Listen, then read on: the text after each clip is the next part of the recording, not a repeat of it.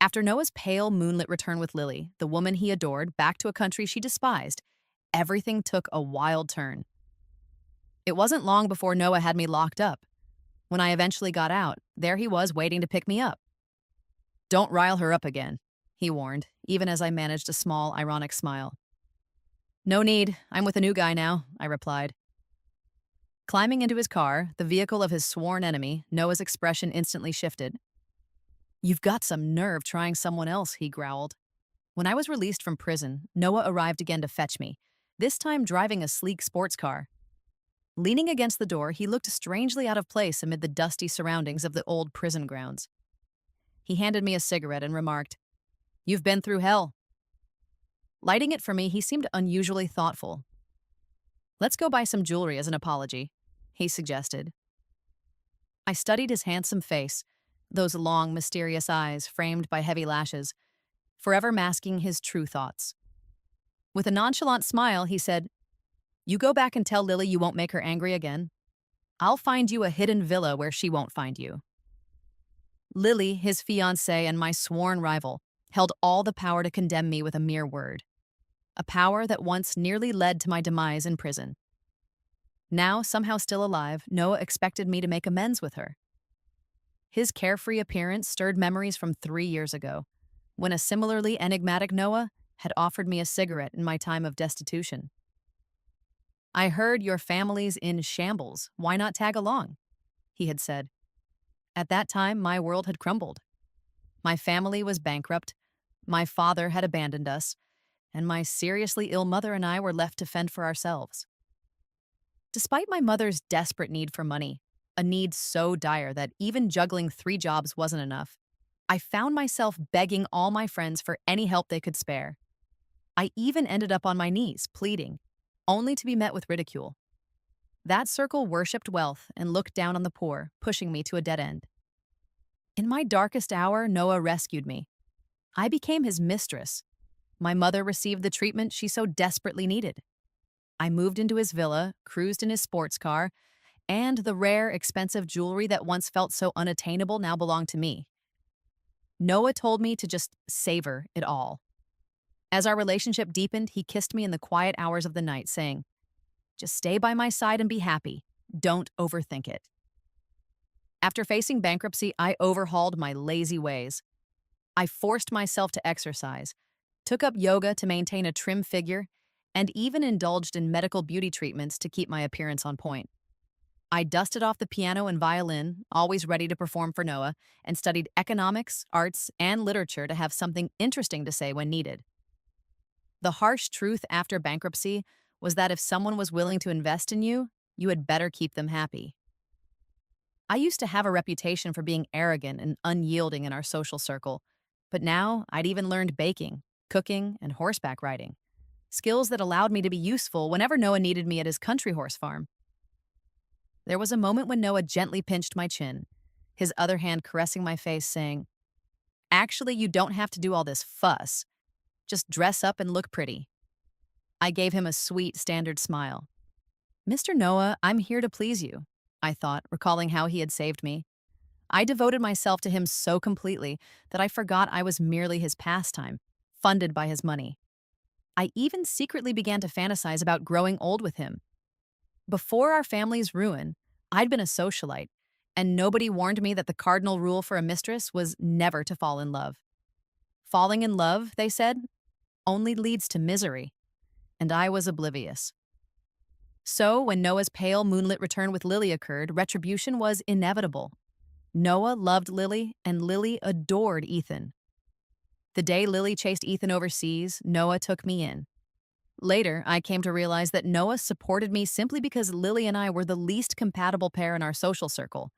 Basically, archenemies. He was venting his frustration that Lily didn't love him. Back then, I mistakenly believed that Noah truly cared for me.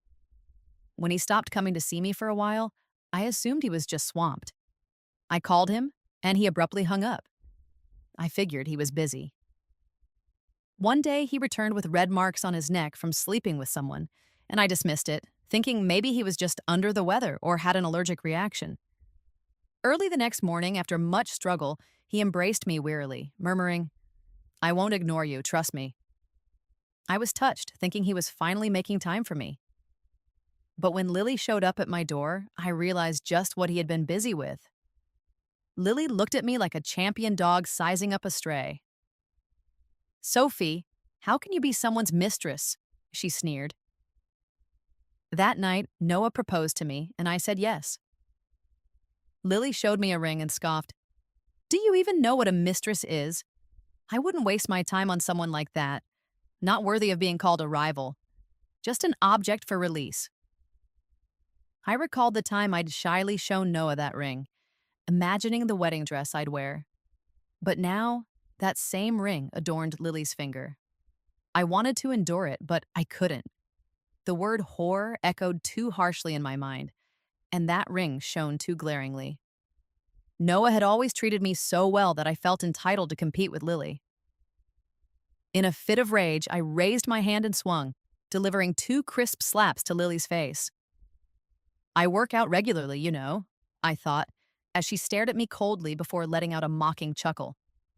Do you really think Noah spoils you? Dude, he's just using you to piss me off. Wait till you end up in tears. Anxiety gripped me at that moment. But later that night when Noah returned, he didn't scold me. Instead, he treated me even more harshly. Nearly asleep, he carried me to take a bath and murmured, Lily is important to me. You shouldn't hit her. Cuddled in his arms, I tried to keep my eyes open as he inhaled the scent of my cheap shampoo, remarking, You need a little punishment to behave. I blushed and shyly kissed his chin. I had been trained to be as delicate as a canary as long as I remained in his gilded cage, feeling both happy and secure. Later, Noah took me to his company and taught me about business, and I focused intently on learning everything he asked of me, no matter how odd the tasks. A month later, however, his lawyer accused me of embezzlement, a charge I didn't even understand. When I went to see Noah, the office was locked, and the usual password was no longer working. I called him on the number that was always open, but it was dead. Before I knew it, the police had arrested me and taken me back to prison, and I couldn't reach Noah at all. All I received was a cold message from his lawyer. Behave well in there. I'll take care of your mother. And that's how I ended up behind bars, feeling utterly hopeless. Prison life was brutal. I was beaten so soon after arrival that my eyes swelled shut, and the beatings continued until I was forced to kneel down, begging for mercy. There were moments when I felt I had died, only to fight back with the ferocity of a mad dog, biting anyone who dared provoke me. By the time I was released, no one in the women's prison dared mess with me. The former heiress and the other mistress had all perished in that ruthless environment. What remained was a battle-hardened mad dog. Carrying the remnants of my shattered life, that ferocious beast was finally set free, and Noah was waiting at the gate. He patted my head with a slight, almost casual smile and said, You better behave from now on. Don't make her mad. I'll still take care of you. He buried his head in my neck, sniffing the altered scent of my hair, now washed in cheap shampoo. Though the smell had changed, he confidently believed I was still that delicate canary who loved being caged. But I wasn't that anymore. I was a wounded, furious, mad dog full of hatred and vengeance. I pulled away from his embrace, and Noah frowned, asking, What's wrong? I pointed to a car parked nearby and replied, Sorry, I found a new man. Without another word, I got into the car. As the window rolled down slowly, a young, handsome, free-spirited face flashed a grin at Noah. His expression darkened gradually. Ethan, he muttered, recalling that Ethan once despised me for being from a self-made family, ridiculed by the old money elites. Yet, when I was in prison, the world seemed to have forgotten me, except for him. Ethan, with his long legs casually crossed, scanned me and said, I guess you're kind of pitiful. He remembered my transformation after bankruptcy, how I stopped wailing and actually worked hard as a mistress. He recalled 2 particular incidents. Once when a drunken, stumbling Noah nearly fell over during a night out, and I rushed to support him like a human cushion, even though my palm was scratched and bleeding. And another time when he saw me leaving a bookstore carrying a few modern art and investment books. And a week later, he heard that Noah had developed a fondness for modern art. leading to a surge in the value of a metal artwork. Leaning forward, he said, "I really feel sorry for you." I kept quiet, lowering my head, while Ethan smiled. "But I'm not blind, Sophie. When you're done, find me. I'm way more reliable than Noah."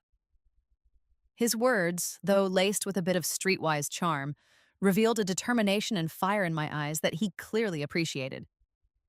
On the day of my release, right in front of Noah, I stepped into Ethan's car. Ethan chuckled as he drove, remarking that by choosing my car over Noah's, it must have really ticked him off. At a red light, Noah even pulled out his phone to snap a photo of me. "Picking up my babe. Let's celebrate tonight," he texted. Almost immediately, he messaged, "Sophie, is this how you want to play? Who doesn't know I've been with you for 3 years? Do you really think anyone wouldn't care?" I stared out the window, speechless.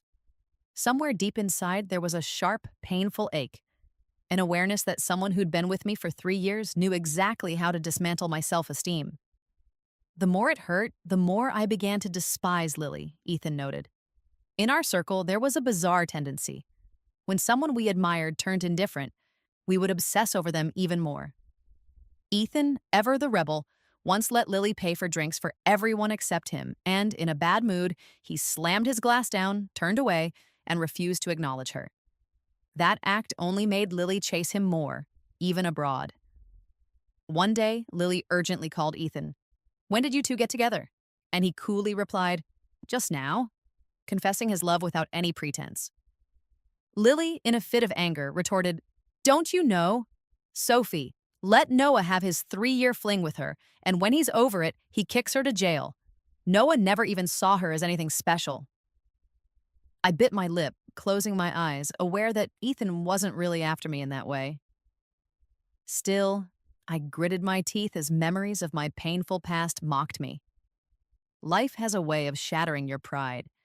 Sometimes it doesn't need a grand catastrophe, just a bankruptcy filing or a sick mom to force you to your knees. Lily and I had competed for years in dresses, jewelry, travel, connections, and boyfriends. And though we were neck and neck, fate had decided a winner. Lily won, but it was pure luck, and I lost to destiny. Ethan, with one hand on the wheel and the other gently patting mine, broke Lily's rant. "Shouldn't you be ashamed?" he said. Confused, Lily fell silent as Ethan repeated, "Aren't you the one who should be ashamed? You, who have known Sophie since childhood, with your own family's struggles. Yet, instead of defending her, you helped a man trample over a girl's reputation. How's that for manhood? I'm not disgusted by Sophie, I'm disgusted by your heart." Lily cried out in anger and hung up, leaving me staring blankly at Ethan. He raised an eyebrow and remarked, "Guess I can be pretty eloquent, huh?" I just nodded dazedly. Then, as the car emerged from the shade and the sunlight lit up Ethan's face with a warm, gentle glow, I couldn't help but smile and say, "Thanks, man." That very night at the restaurant, Ethan proudly announced our relationship to a group of people. When Lily arrived with Noah, her chin held high, Ethan embraced me and said, "This is my girlfriend. Take good care of her." One of Lily's friends interjected, "But weren't you with Noah? I saw you two dining together the day before he got jailed." Lily laughed while Noah, with a cold expression, said, "We weren't together. It was just a fling." Glancing at me, wrapped in Ethan's arms, a hint of cruelty played across his smile. "Old toys. Once you're tired of them, toss them aside." I clenched my fist, itching to retort, but Ethan patted me on the back and whispered, "Don't worry, I got this." He raised his glass teasingly. "Why is Noah looking so pale? Is he feeling sick? Take care of yourself then, 'cause you're treating it like a game while someone else is suffering. You think it's all fun, but for the other person, it's just over too quickly." Noah interjected, "What do you mean?" Leaning against me, tall and imposing, Ethan replied, "It means nothing. Just heard a lot of gripes from Sophie, that's all." He pinched my cheek gently. "Right, Sophie?" I blushed and nodded shyly. "Why do you remember all that?" "Don't bring it up in front of everyone," Noah warned, his face growing even paler. The room fell silent, and all eyes awkwardly turned towards him. Noah gritted his teeth, but stayed quiet. Usually, his temper would have sent him storming out, but today, despite his anger, he remained. truly surprised me. After a few more drinks, feeling tipsy, I stepped out into the corridor for some fresh air. In under a minute, Noah followed me, standing right beside me, asking, "Were those words really from you? Telling Ethan all that?" I smirked and replied, "You gotta guess, Noah." His pale face demanded, "I'm not guessing. Tell me yourself. You used to tearfully beg me to confess my love to you." I frowned and cut him off. "I didn't tell Ethan any of that." He sighed in relief, but I continued. "Every time I was with you, it was like I was scoring points in some twisted game. I never cared about your performance. I just didn't feel a thing." Noah's expression darkened further. I smiled coyly at him. "Am I faking it well? Am I really worth the allowance you give me?" Noah snapped, "Sophie, you're just trying to rile me up." I shrugged and walked toward the private room. "If you're feeling provoked, so be it, as long as you're happy," I retorted. Noah grabbed my wrist and growled, "You think you can just leave once you've got the upper hand? Don't you care about your mother anymore?" I shook off his grip. "Don't threaten me. I'm not your mistress now." His face registered shock and he stuttered, "Dedicated?" It was as if he suddenly grasped something, squinting his eyes. "Are you just pretending to obey?" I replied quietly, "When my family wasn't bankrupt, Lily and I fought for years. How could I truly be obedient?" I passed him without looking back. "Noah, you need to understand something. Once you fire someone, don't expect them to return. There are plenty of companies out there." I added, "By the way, Ethan even covered my mother's treatment for a year yesterday." Arg. Noah had kept his promise when I was in prison. My mother's expenses were never delayed for a single day, and he'd visited her a few times. Yet, at that time, he claimed I was like a sister on a business trip, taking care of the elderly in my absence. My mother, immobile and unable to reach me, was comforted by Noah's kind words. But I felt nothing but resentment. I had worked tirelessly as his mistress, and if there were an award for dedication, I'd have won it hands down. But he wasn't a good boss. Instead of promoting or increasing our pay, he sent us to prison. As I reached the door of the private room, I turned back and mocked him. "Noah, you're such a hypocrite. Which brother would sleep with his own sister?" Noah's face turned red with anger. "Is it the prison that's made you so vulgar?" he retorted. "When I first got to prison, I treaded carefully, like walking on thin ice. No one dared offend me. But then I was nearly beaten to death, couldn't even get a bowl of soup. Later, I fought back and ended up bedridden, unable to move. Nova was the one who protected me, smooth and ruthless. No one dared mess with her." Hearing about my family's bankruptcy, Nova had fallen silent for a moment and sighed. "Before you came in, I visited your father on behalf of the company," she'd said. "She shared her food with me and taught me how to read people, how to please the tough ones. She showed me how to fight, either to endure a hit or risk your life if you fight back. You might survive a hit, but fighting back is never a sure thing. Think carefully." Nova's words echoed in my mind as I looked at my blood-stained arms and closed my eyes. I had earnestly wanted to be a dedicated mistress, only to end up behind bars. I had wanted to be a well-behaved prisoner, but instead I was treated like a stray mutt.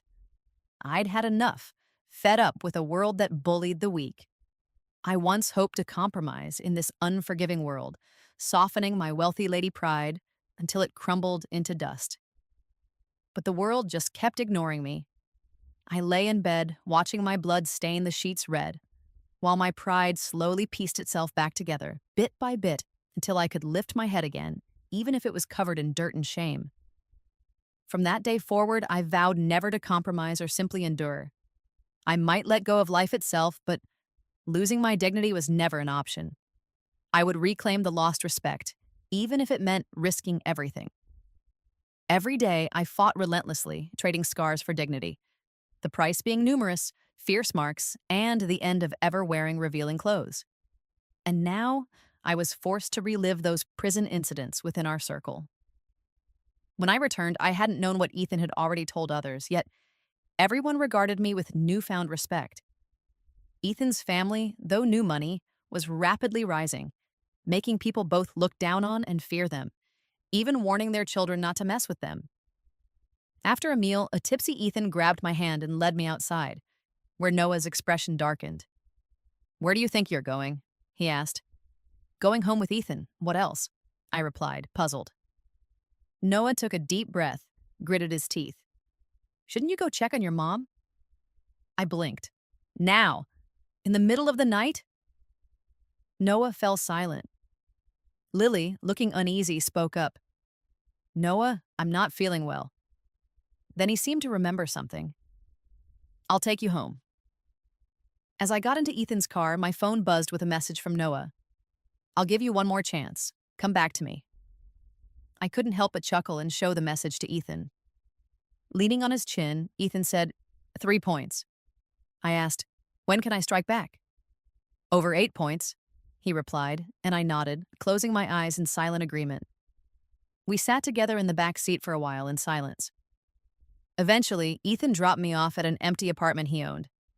As I stepped out, he suddenly remarked, "New money isn't all brainless. Some of us are reliable." I didn't really get why he said that, so I just nodded blankly. He stared at me, his eyes glimmering in the dark. "After everything's done, what do you want to do?" I shook my head. "Haven't really thought about it." He smiled warmly, then closed the door, leaving me to wander upstairs with a charming, reflective smile on my face. Early the next morning, I received a call from my mother's hospital. "Miss Sophie, sorry, we don't have any more beds available. We'll refund your fees. Please transfer your mother to another hospital." I was stunned. How could they do that? But then it hit me. The hospital was partly owned by Noah's family. I called Ethan, who immediately arranged for a better hospital for my mother. In less than an hour, she was settled in by Ethan and the doctor, while I stayed behind to pack her things. He was impressively efficient. Just then, Noah appeared. I saw him lingering at the doorway, blocking my exit. "Don't you want to see me?" he asked. I raised an eyebrow and replied, "You can't even handle a sick person like my mom, and you expect me to be grateful to you?" Noah frowned. "Sophie, you know how to make me change my mind. Stay away from Ethan, and maybe I'll consider continuing your mom's treatment." I interrupted him sharply. "No need to worry about the fact that I had my mom moved to a different hospital." I just stepped aside, making sure he saw that the room was completely empty. Now there's nothing binding us together anymore. Noah was momentarily taken aback before clenching his teeth. "You really think you can just walk away?" he said icily. "What's gotten into you?" "So what if Ethan is younger, way more handsome, and doesn't have an annoying ex to worry about?" I let out a short laugh. "Noah, where do you even compare to him? Not one bit." His temple veins bulged as he growled, "Sophie, you're really testing my patience." Grabbing my chin roughly, he demanded, "How dare you behave like this?" With a surge of anger, he planted a kiss on me, trying to assert control. His grip on my arms was unyielding, pinning them behind my back so I couldn't break free. I stopped struggling, like a marionette surrendering to Noah's will, and remained completely unresponsive. After a pause, Noah observed, "You weren't like this before. When I kissed you, you would at least react." I wiped my mouth dismissively, recalling the time when I was all about being obedient and devoted to my work. His expression darkened as he forcefully cupped my face and kissed me again, yet I still stood there like a lifeless doll. "Sophie, what on earth is going on with you?" he demanded, incredulous. I sneered, snatching some alcohol wipes from my bag and scrubbing my mouth vigorously, unconcerned about the harsh smell. "What's with me? I'm done." Back then, I poured my heart into him and he locked me up like a criminal. And now he comes back asking what's changed? I tossed the used wipe into the trash and strode past him. "Thanks for booting my mom out of the hospital, Noah. Now there's absolutely nothing connecting us. Hope you're stoked." Noah growled behind me. "Sophie, you used to love me. I could see it in your eyes." I chuckled even more. Man, one of us really needs an eye exam. I dialed Ethan and gave him a quick rundown. When I mentioned that Noah had kissed me twice, Ethan paused. "I'll be with you when you see him," he said, leaving me a bit perplexed. "What about the plan?" I asked. "I picked you because you're strong, but taking down Noah doesn't need you, Ethan." Calmly, he replied, "At least, not like this." I hung up and took a few steps forward, noticing from the corner of my eye that Noah was approaching, his brows furrowed, an expression unsuspecting as he left the hospital toward the parking lot. I pretended to check my phone and headed in that same direction, aiming to stage a chance encounter. When I finally reached him, I deliberately twisted my high heel harshly and hurled myself to the ground. My ankle immediately swelled, and sharp pain shot through me, but it hardly mattered. I was already used to pain from my prison days. Noah hesitated, then rushed over to me, his concern growing with every step. Even though my brow throbbed, a small part of me felt relieved. I scored 2 points for myself. It's weird how things that come easy are taken for granted, while those that are out of reach can dominate your thoughts day and night. Now, here was Noah, wrapping his arms around me with genuine worry. He'd never shown any such care in jail. He'd even taken me to the doctor, carefully managed my meds. Lily once called him, and he answered, "Lily, I'm in a meeting now. Call back later." Then hung up. I lowered my gaze, reminded of how he used to cut off my calls back then and how naively I had trusted him. CT scans, broken bones, makeshift protective gear, limited movement. Noah had reassured me, "It's nothing, you'll be fine in a few days." I nodded, knowing full well that the old Sophie would have treated a broken bone like a major catastrophe, confined to bed for 3 months. But the Sophie who'd been in jail treated a broken bone as casually as losing a lock of hair. Just eat, fight, and sleep. Standing up, I revealed the monstrous scars on my waist, remnants of a toothbrush that had stabbed me repeatedly. In prison, I learned that even an A4 paper, folded into a stick, could serve as a weapon. Noah's hand, still firm on my arm, froze as he pointed at my waist in disbelief. "What happened here?" I replied coolly, "Got stabbed in prison." Noah's face went pale, as if he'd just heard something horrifying. Limping along without any need for protection, I said nothing more. Noah finally caught up with me in long strides, pulling me into a hug from behind. "You used to be scared of pain," he muttered. "I didn't expect this at all. People like them would never know what prison was like." He hugged me tighter. "I get why you've been ignoring me, Sophie. Just give me a chance to make things right." I lowered my eyes. Before long, Noah dropped me off downstairs, relieved that I wouldn't be crashing with Ethan. "Why don't you move back in with me?" "I'm worried about you taking care of yourself," he asked gently. I looked at him, surprised. "Forget Ethan. What if Lily finds out? Are you going to throw me back into jail?" Noah lowered his eyes, disappointed. "No, not this time. I didn't think it would be that bad. I assumed you'd simply lose your freedom." I laughed, recalling the confidence I once had, convinced that someone like him would only care about a fling born out of spite. I waved him off. "You got Lily. I got Ethan. Don't go stirring up trouble. It's not going to work between us." Noah said nothing further. As I went upstairs to freshen up and have dinner, I peeked out the window and saw Noah still downstairs, chain smoking away. After he left, I messaged Ethan with an update. Later that night, Ethan showed up with iodine and some protective gear. While rambling on about his regrets, he mentioned that Noah hadn't even thought to get me any proper protection. He'd just tried to send money. Carefully, Ethan placed the gear on my foot and treated my abrasions with iodine. He frowned.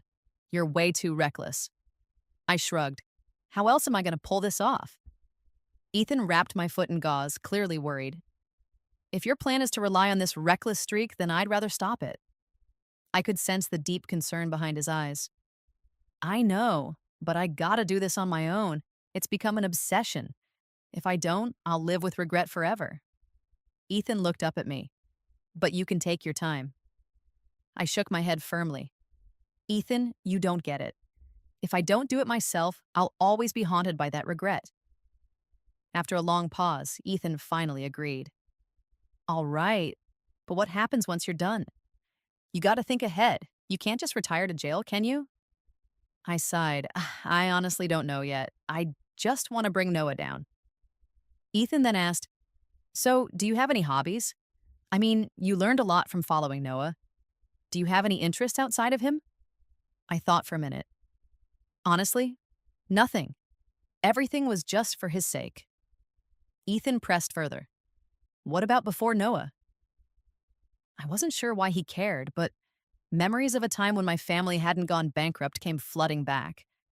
I used to really enjoy gardening. My balcony was lush with vibrant flowers and plants, and there was even a greenhouse in the yard, all maintained by yours truly, without a single servant in sight.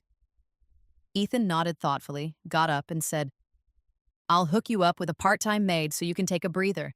Don't go chasing after Noah. I shook my head. Nah, don't treat me like a weakling. You've seen what I was in jail. You know exactly what I'm like. Ethan smiled warmly. You're exactly the one I picked. After Ethan left, my nights were filled with vivid dreams. I'd dream of my little garden where every flower had withered, unable to be watered in prison. I cried out to Noah, Lily, and all my friends, but they just laughed and watched me, unwilling to lend a hand. Finally, Ethan reached out. I can help you, but you gotta help me take him down, he said, clearly referring to Noah. I stared at Noah's cold expression in my dream and nodded fiercely through the night. In the morning, I found 2 messages on my phone. One was from Noah, checking in to see if I was still in pain and promising breakfast, and the other was from Ethan, sending an address for a large tract of land on the outskirts. When everything is over, would you like this place to become your garden? He asked. I didn't reply. I once trusted and depended on someone, and it ended in a total disaster. Now, I don't want to depend on anyone ever again. I survived in the harsh confines of prison. Why should I rely on anyone now? Early the next morning, Noah showed up looking for me, but I wasn't there. He called, Where did you go so early? I replied that I was grabbing a sandwich at a convenience store, and apparently, Ethan had been worried and taken me to get a checkup at the hospital. Noah wasn't too happy about it. But I brought you breakfast and some pain reliever, I retorted. Ethan's heading to the office soon, so if you're free, wait for me. If not, forget it. Noah hesitated, gritted his teeth, and finally said, I'll wait. He'd never been one to wait for anyone.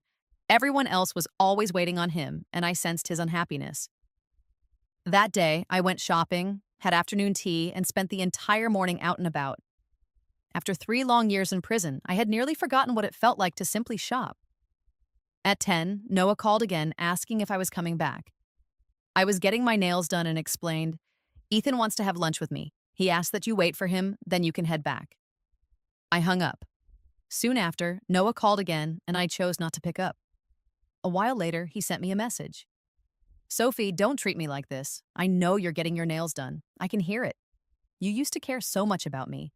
Why are you acting this way now? It hurts. I glanced at my phone and chuckled. Before prison, I had texted him pleading, Noah, don't treat me this way. I'm scared. But he never replied except to have his lawyer tell me to reform. I shot back a message. I'll be another hour. Can you wait? Noah replied with a single word, wait. An hour later, I saw Noah's silver Bentley parked downstairs. He was leaning against the car door, chain-smoking. When he caught sight of me, his eyes opened wide in the smoky haze, and he asked accusingly, You did that on purpose, making me wait. He looked confused. Sophie, you used to be so caring. What can I do to bring back that old you? Then, lowering his head, he murmured, I know you still love me, Sophie. I give up, okay? I simply looked at him quietly, his head bowed. After a moment, I extended my hand. Noah, I can't walk anymore. Help me upstairs. Without protest, he bent down, scooped me up, and carried me upstairs. He took care of everything, pouring water for me, helping me take off my shoes, things he'd never done before. He even went down to the grocery store, took off his expensive suit jacket, and prepared a meal for me. Watching him busily taking care of things, I couldn't help but feel resentful toward the old me. If this could make Noah change his heart, then what was the point of all my past efforts? Later, while Noah was in the kitchen making soup, Lily called. It was Lily's birthday tomorrow, and it also marked the anniversary of Noah's engagement to her. Lily asked what they were planning for the celebration. Noah, focused on the bubbling soup, replied a bit impatiently, Figure it out yourself. He then hung up, served me a bowl of soup, and said, Break up with Ethan, all right? I can cook for you and take care of you forever. Looking at my waist, he added, I owe you. I drank the soup in silence as Noah helped me tidy the room. Meanwhile, I answered a call from Ethan. Hey, what's up, Ethan? Is Noah there? I asked. Yeah, he replied. Wait for me. You can't be moving around so freely. I'm worried he'll take advantage of you, I said sternly. Ethan hesitated a moment before gritting his teeth. I shouldn't have teamed up with you in the first place. It's been a hassle every single day. We hung up, and Noah asked, Ethan? I nodded. He's afraid you'll get bored, so he wants me to work at his company. Noah put on his coat and left, clearly upset. However, he soon returned. Our family has a business in another city. How about we go there? You could be a manager straight away, he said eagerly. Sophie, let's leave this city behind and start fresh. I paused and then nodded. All right, I'll give you another chance. Noah was as excited as a kid, and I knew that deep down he couldn't let go of me. I smiled softly and thought, 8 points, let's get started. Noah got me into that company, which wasn't directly tied to his family business, so the public never suspected its true nature. Then Ethan flew in, worried that Noah might take advantage of me while I was there. He looked me straight in the eyes and said, The plan isn't the priority now. Your safety is. I avoided his gaze and changed the subject. Back when it came to matters of the heart, being on the back foot was enough. I dove into my new role at the company, and at first no one was sure about me. But I could handle the schemers, the criminals, even the mistresses with ease. Handling a regular job turned out to be a piece of cake. I worked hard, learned fast, and soon my colleagues began accepting me. Noah visited me frequently, his admiration for me plain as day. I gradually earned everyone's trust, even if I wasn't allowed to handle the company's core business. The finance department eventually warmed up to me. I found myself staying late into the night, working in the empty office until the early hours. One night, a tipsy Noah called me, Sophie, I bought a villa nearby. It's all fully furnished. He said, I checked it out. There's a top-notch international school in the area. If we ever have kids, we won't have to worry about their education. I was puzzled. Why are you telling me this? I asked. Noah grinned widely. I want to build a home with you in that city, have a few kids. I raised an eyebrow. What about Lily? Noah just shrugged. She won't be coming to this city, and she won't have anything to do with you. This place will be all ours. I felt a wave of disgust, but I managed a gentle smile. Then you better give me a promotion first. The next week, I was promoted to vice president of the company. I poured my heart and soul into the work, rarely leaving the office until there wasn't a single soul around. That was when I could really get things done. Ethan even assigned 2 programmers to help me hack into the company's computers late at night to extract what I needed. Every day, I burned the midnight oil, slept only 4 hours, and before I knew it, I had lost 10 pounds. My eyes were haunted by dark circles, my lymph nodes were swollen, and I occasionally broke out in rashes from the stress. Ethan frowned and asked, Are you really willing to put your life on the line to drive Noah away? Is it really worth it? I simply smiled and replied, Oh, it's totally worth it. I was once beaten down, my face stomped on and dragged in the dirt, but believe me, I've always been more vain than brave. Late at night in the office, while chugging strong coffee, I found myself thinking about Nova. She wasn't just the one who taught me how to survive in prison. She schooled me on everything, from falsifying accounts and laundering money to manipulating the stock market and distinguishing major events from minor ones. After my release, Nova had even helped fix my hair, sighing, We're both abandoned kids. I gotta stick around for a few more years, but you're something else. There was a fierce glint in her eyes. Go out there and show everyone that even abandoned kids can turn the tables.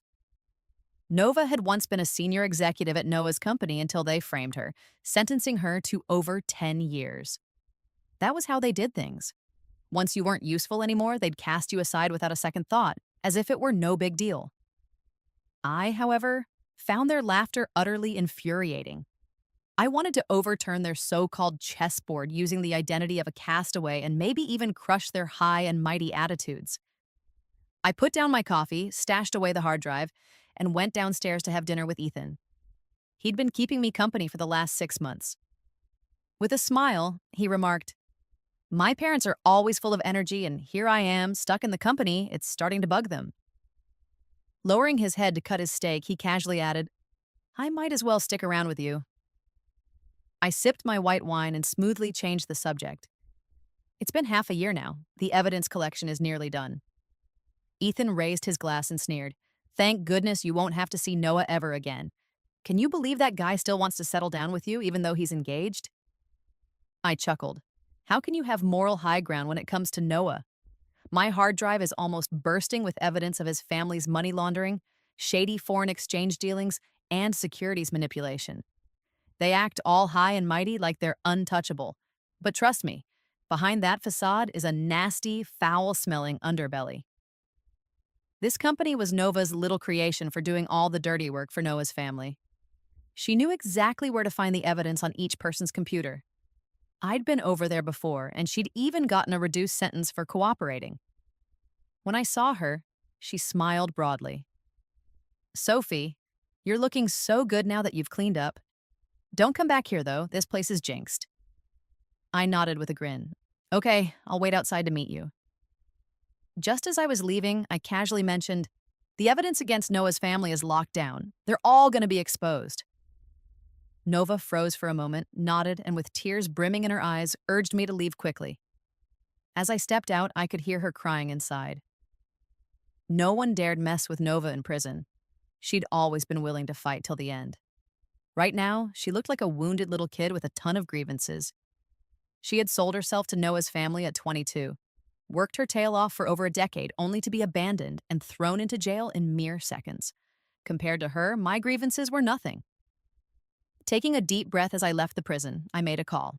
Hello, I want to report entrepreneur Noah for money laundering. With Ethan's help, the evidence went viral online. Public opinion was in an uproar, and Noah's family soon found themselves under the relentless scrutiny of the masses. In a panic, Noah's empire started crumbling, and Ethan seized the chance to take over many of their businesses. With the intensity of a wolf on the hunt, Ethan devoured his opportunity. Despite all this, Noah hadn't come to see me for a month, until one day he called with a firm, "It's you." I replied with a nod, "Yeah." Noah sounded puzzled. "Why? Haven't I been good enough for you?" I laughed bitterly. Listen, these young bucks, if they condescend and think someone should be eternally grateful, they've got another thing coming. I remembered a dream I once had where Noah fell for me purely because I was so dedicated. A fairy tale ending, like Cinderella marrying her prince. I laughed with tears in my eyes, mourning my past foolishness. Greetings from Nova to your prison-bound family. Hope you enjoy your stay, I added. Noah fell silent for several seconds. How do you know Nova? He finally asked. Thanks to you. I got to know her in prison, I replied. Abruptly, Noah hung up. I might not have had the power to physically hurt him, but Nova was enough to make him tremble. In a last-ditch effort, Noah managed to hire top lawyers to sue me for business crimes. But before any case could be filed, his entire family collapsed. Noah was the first to fall, followed by several others, all ending up behind bars. I later went to see Nova again, only to hear from the guards that she was behaving well enough to potentially be released in 5 years. Nova smiled as she recounted.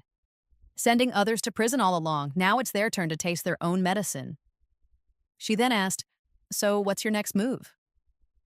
I paused and pictured my old little garden, once fragrant and delicate. I might just open up a flower shop, I said. Nova laughed. Count me in. I'll come work at your shop. I laughed too. With you on board, why not take it public? Walking out of the prison, I hopped into Ethan's car. As he drove, he casually asked, want to come over to my place? I'll give you a cut. I shook my head firmly. From now on, we don't need to see each other so often. I got my own stuff to handle. Ethan made a turn and pulled over.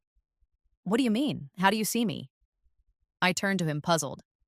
Just as a teammate, nothing more, he mumbled, eyebrows drooping slightly as he drove off.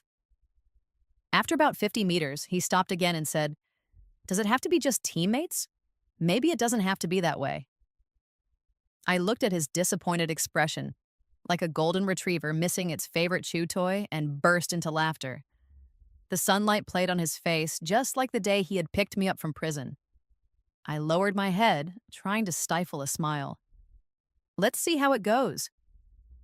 Ethan, surprised, exclaimed, So, does this mean there's hope?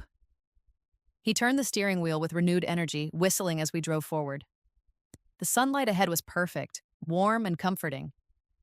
Several years later, on a sunny afternoon, I found myself tending to my flowers and plants in the flower shop I'd built. A disheveled woman walked in, hesitating as if she wanted to buy a bouquet, but then changed her mind. I called out in surprise, "Sophie, what are you doing here?" After staring at her for a long moment, I finally recognized her as Lily. Her family had hit hard times, and she no longer wanted to follow the path of becoming someone's mistress.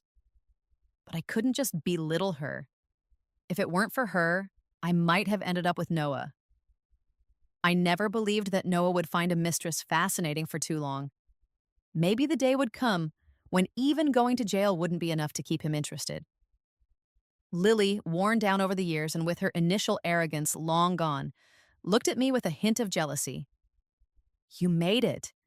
You own a flower shop and even lease a huge flower field in the suburbs. And the news is all over it, but you've ruined us." I lowered my head. "You should be grateful I didn't end up like you, locking people away just because I didn't like them."